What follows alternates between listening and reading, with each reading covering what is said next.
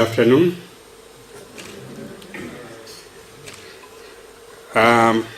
It's not easy to talk at the very end of the morning, just before one wants to consider the food security issue.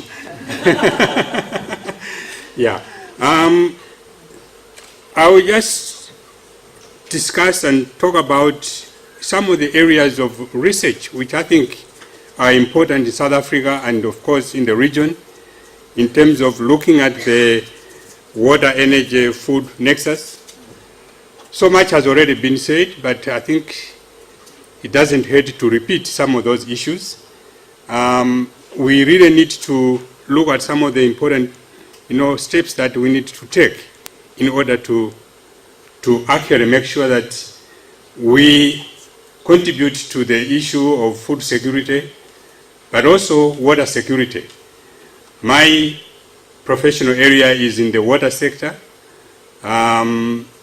within the agriculture, so mostly in the agriculture water element. So I am more concerned about the use of water in the agriculture sector and making sure that it is used efficiently and also making sure that the environment is actually maintained.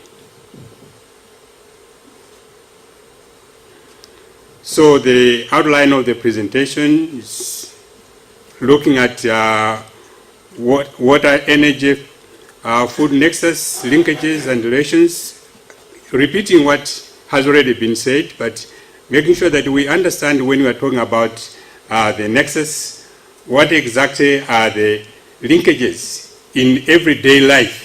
Because sometimes people talk about it in abstract terms without actually knowing that the things that you do every day touch the linkages between these three important elements.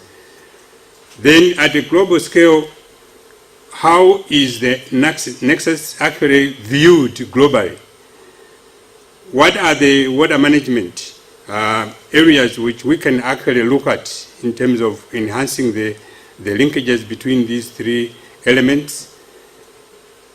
How does climate change impact the nexus, and what are the areas that we can do to actually reduce the impact of climate change? And locally, government has invested a lot of money in actually promoting water storage. How much of that is helping, and in what direction are we moving? Are we improving? Do we still need to actually improve on the water storage? And what is that water storage for? What are the uses of the water which we store in these large reservoirs? And then we look at the potential nexus relations. And the last slide is just highlighting what are the key areas which we really need to consider in addressing some of the research activities that we need to undertake.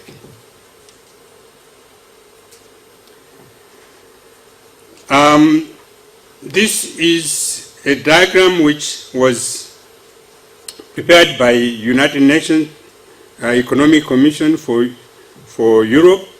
I thought it covers or summarizes the various linkages which actually do speak about the three elements. For example, we know that when we look at water for energy, what are the areas we are talking about? When we talk of water for energy, we are looking at when we grow crops grow in the soil, and the consumptive use of water by the crop which we grow.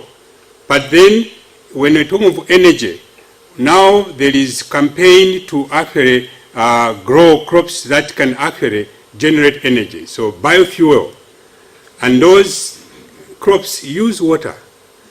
And there is competition for water between the biofuel crops and the crops that actually are for food production. The other element is when we look at non-consumptive use of water for power generation, which is again is a very important usage for industrial development. We know we have hydropower. In South Africa, of course, much of the power is generated by coal, but there is also increase in the usage of hydro power generation. So this, how do we use that water for the generation of power? Then we look at water for food production, consumptive use of water within the soil to actually grow the crops which we actually eat. But we can also consider the use of water for processing food products. So in terms of looking at agriculture water footprint, these are the areas which we consider. We consider the actual use of the green water, but also looking at the blue water, and in the processes of various food products which we actually produce. Then we look at the energy for water. Right now in South Africa, there is the issue of trying to exploit water from the ocean. Desalination, you need energy to do that. That technology requires energy. Then there is also the use of energy for processing food, which is another important component or usage of energy for that. Then when you're looking at energy for water, that's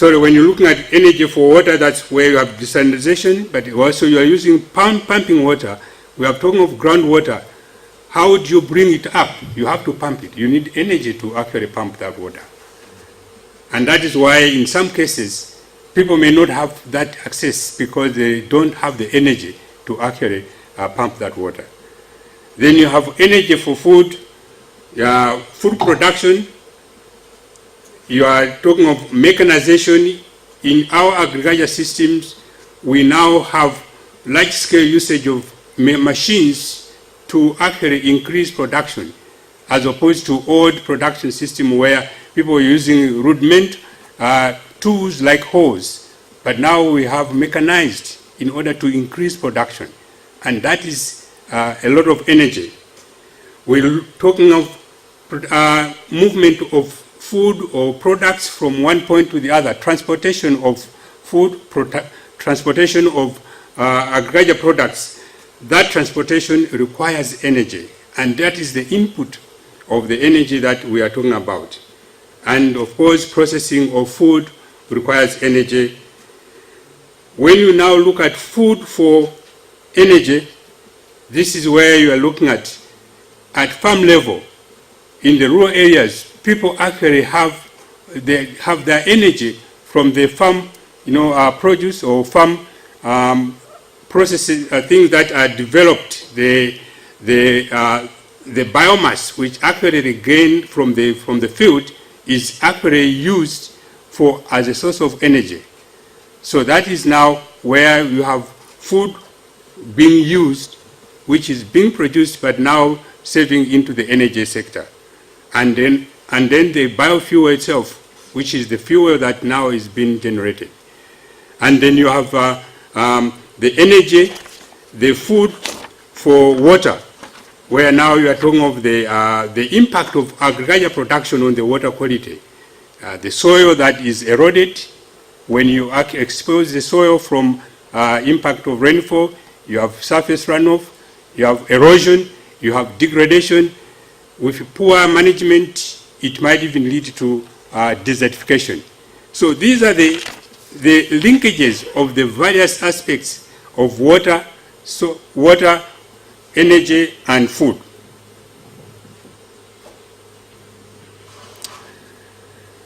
Now, at the global scale, what has been reported that, for example, agriculture accounts for 7% of global water withdrawal. In South Africa, which I will show you just shortly, we're talking of about 60%. If you include forestry into that, it becomes about 62% or 63% of water which goes into the agriculture sector. Roughly 75% of all industrial water withdrawals are used for energy production. That is the picture that we need to look at when we are talking about the nexus. The food production and supply chain accounts for about 30% of the total global energy consumption. 90% of the global water generation is water intensive.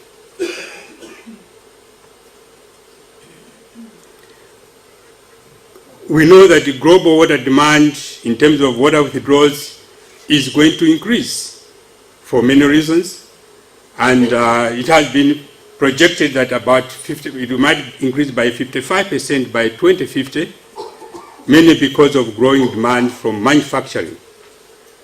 400% increase if you consider in the current period. More than 40% of the global population is projected to be living in areas of severe water stress by 2050.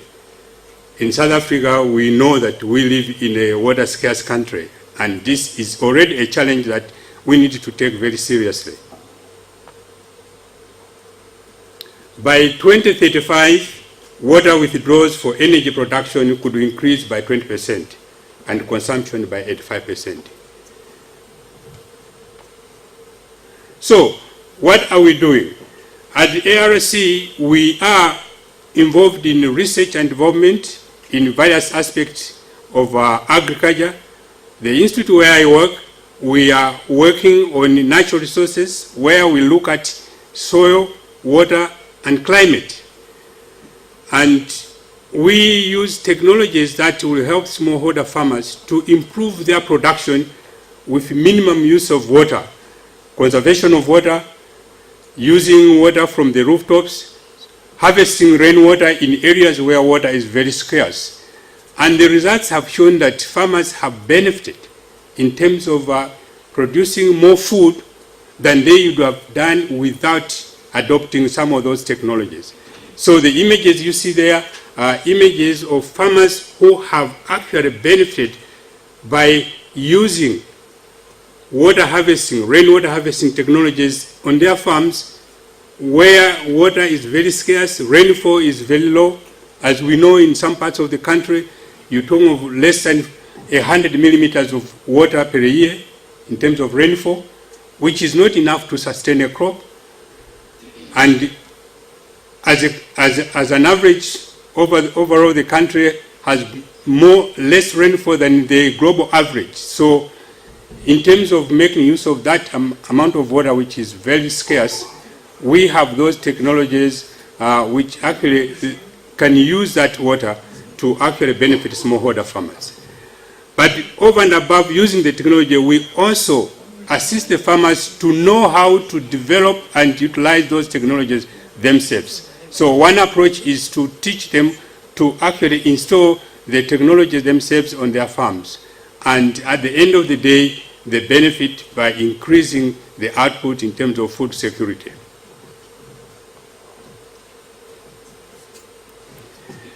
The other technology which we have now been championing, which is also funded by our key funding agency, which is Water Research Commission. It was mentioned this morning by Professor Mwendera about the use of biogas. This is an area where we are actually assisting smallholder farmers to use those technologies, where farmers can make use of refuse or products of their agricultural production in the system. Livestock, waste, which normally would just be thrown away, can now be harvested and be used as input in the biogas system and generate energy for smallholder farmers or communities where electricity is very expensive.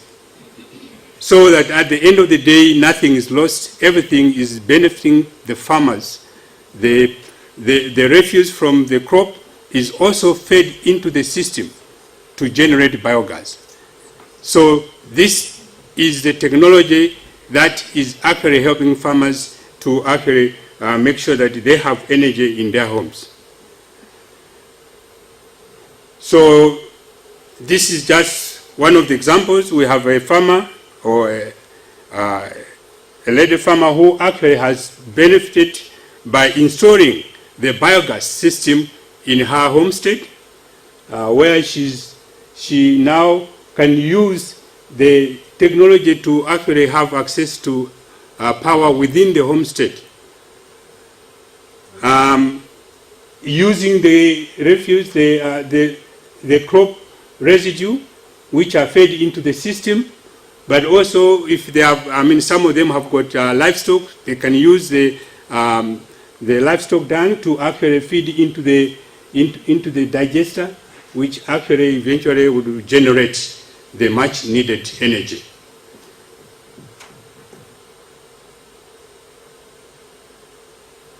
Now, locally in the country, the issue of water, we know that water is shared by various economic sectors, and the main economic sectors are agriculture, which includes crop production with irrigation and forestry, then industry, mining, rural and urban. And generally agriculture is the lion's share, takes the lion's share of the water in the country. Recent figures were showing that 60% of the water is actually used for agriculture. In 2013, Department of Water Affairs at that time reported that water used for power generation was 4.3. Recently it was 2%. But that 2%, it may seem to be very small, but in terms of the impact on the system is quite a lot. It's non-consumptive, but there is also the problem of the return flow, which comes from the generators, may not be easily usable by other users of the system within the ecosystem, because it's water that has been, either it's too hot in terms of the temperature, so it actually modifies the ecosystem, which may not be suitable for other living things within the system. But the issue of agriculture being the lion's share, getting the lion's share, means that there is a lot that we can do in the agriculture sector to make sure that water is used more efficiently and that the other economic sectors can get a better share of their portion of the water. So in terms of using water more efficiently, there is more need to do that within the agriculture sector because of the large amount of water which actually is allocated to the agriculture.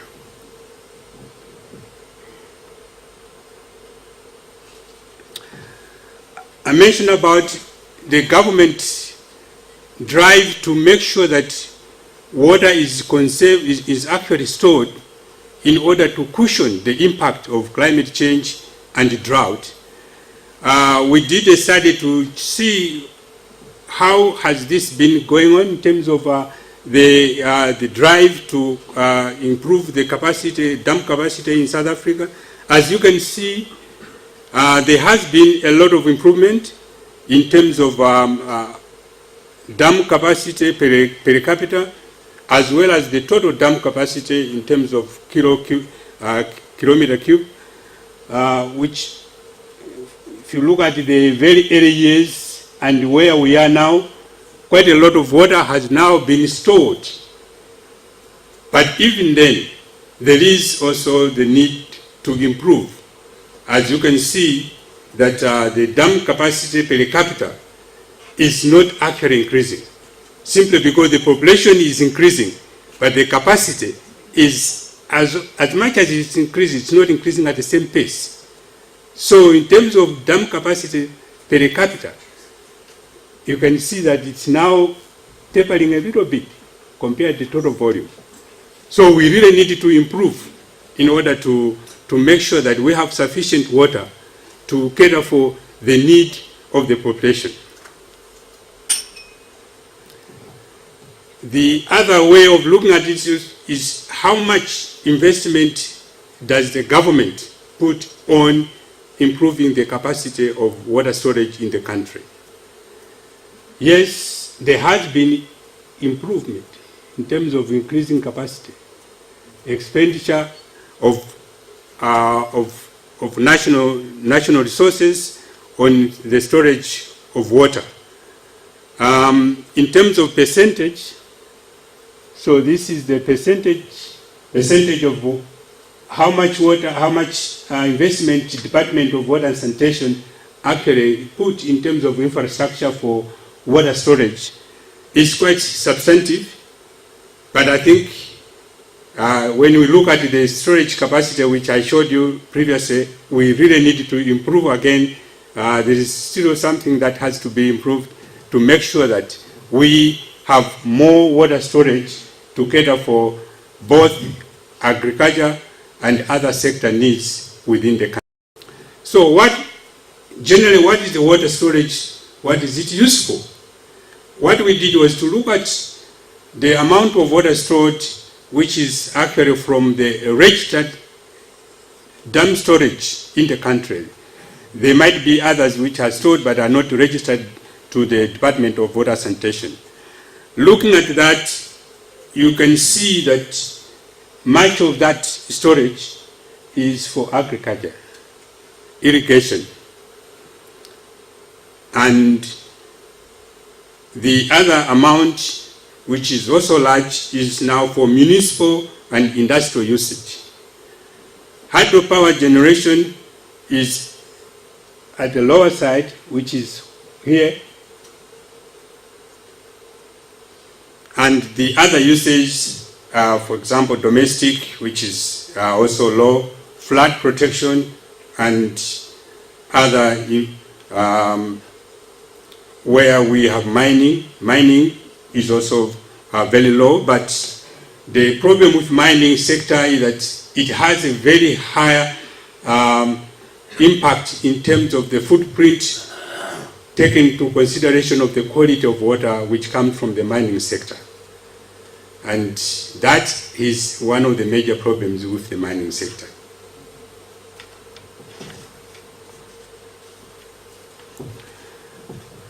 So what are the potential nexus relations which may be important to consider when we're now looking at where do we look at in terms of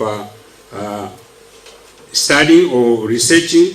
One, we have already seen that if you look at the impact, the link between water and energy, desalination requires energy, so this is an area that we need to consider. Withdrawal of groundwater requires energy, which is what I did mention.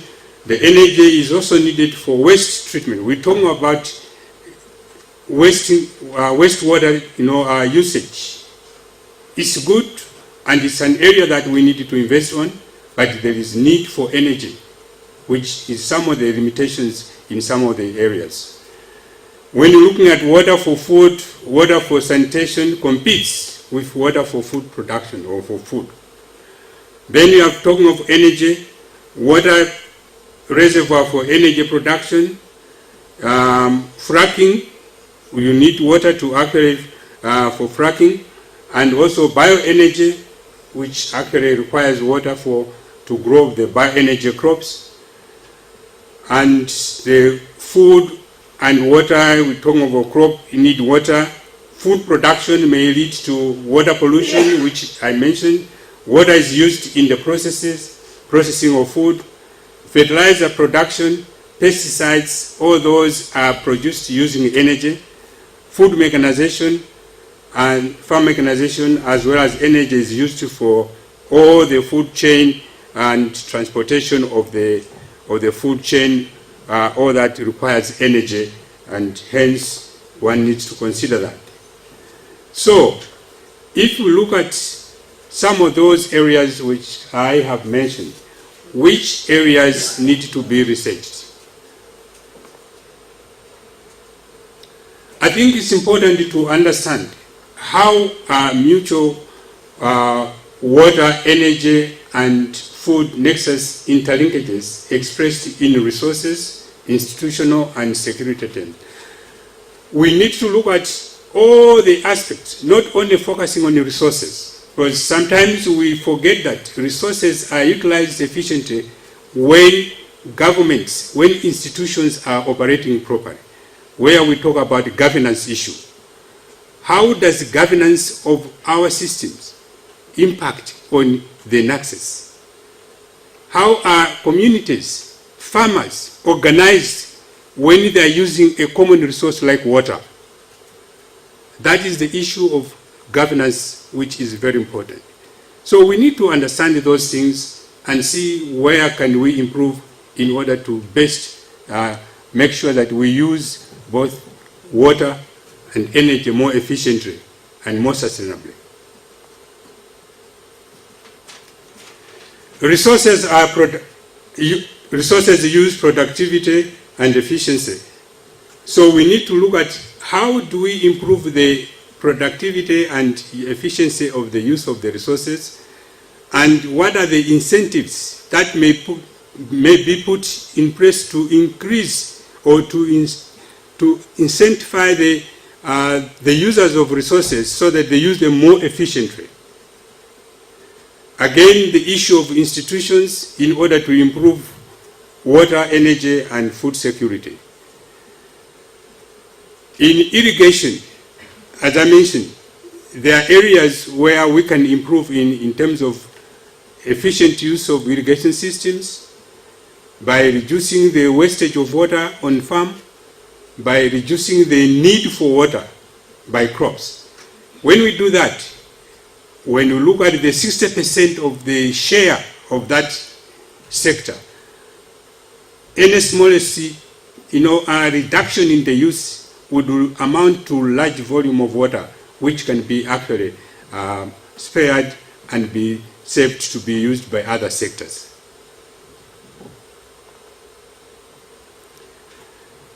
How effects of climate change, as well as the measures and policies designed to address it, impact on food, energy, and waters. We are all talking about climate change adaptation, climate change mitigation measures. Have we really looked at how all those adaptation strategies, mitigation strategies, may impact on some of these, the nexus we're talking about? What are the measures, what are the policies that government have put in place, and how do they impact on the nexus we're talking about?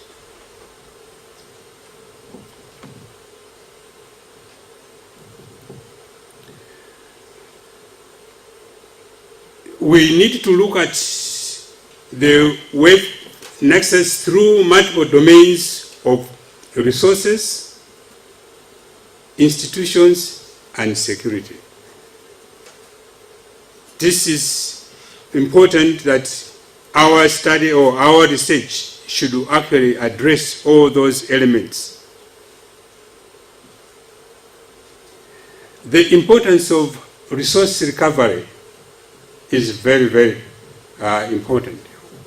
We heard about the presentation from FAO that a large proportion of food normally goes to waste, or is lost, or is wasted, and that amount of wastage can be actually saved if we have means and ways of reducing that. And by recovering resources, so the recovery of resources considers both what we produce and what we use. And all those are important in terms of reducing the negative impact of the nexus.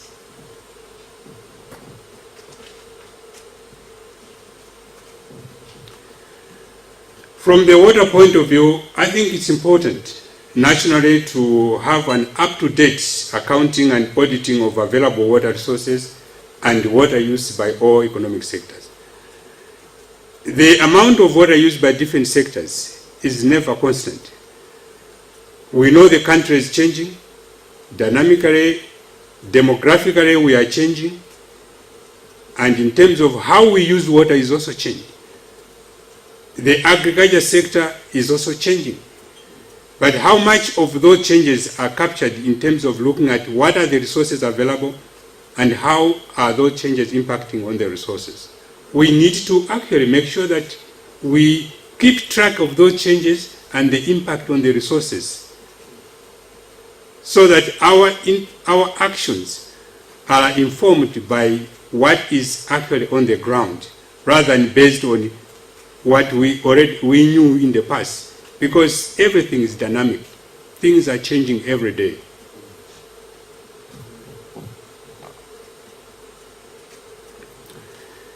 Once again, as I mentioned, I think that more efficient irrigation techniques would help us to free up as much needed water as possible, which can be used for electricity generation, but also for other economic sectors. We are doing something. In ARC, we have an institute, which is Agriculture Engineering Institute, where they are doing a lot of work on irrigation testing in terms of efficiency, design, which are good for improving the application rates. But the question is, how do all these efforts reach the farmer, and how much of all these are being used by the farmers? Because that is what is important, not just testing it in the design, in the workshop, but are farmers using them to improve the efficiency on the ground, so that we can save and liberate and free some of the water which is most needed, not only by energy sector, but by all other economic sectors. So I think these are some of the areas we really need to look at in terms of researching further, to look at the impact of all other activities on these three important elements. Thank you.